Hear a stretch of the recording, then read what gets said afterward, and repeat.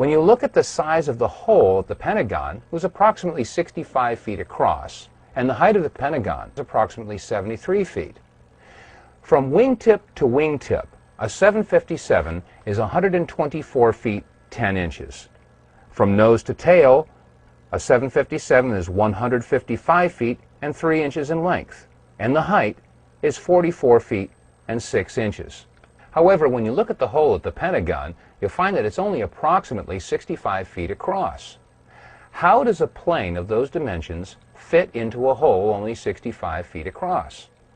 Upon further inspection, we found that the damage at the Pentagon was completely and totally inconsistent with the damage of the planes that had hit the World Trade Center.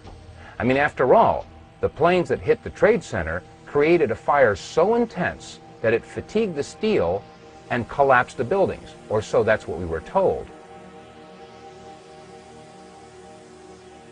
And yet, when you look at the left side of the Pentagon, you'll note that there is very little, if any, smoke damage or heat damage at all.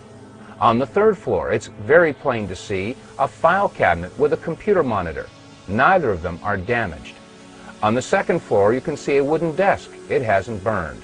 And on the first floor, a very curious sight indeed, a wooden stool with a book that is laying and open. The pages aren't even singed.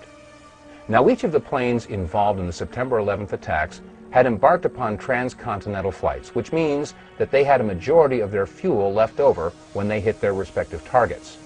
That means that approximately 8,600 remaining gallons of fuel would have been ignited on the 757 that had hit the Pentagon.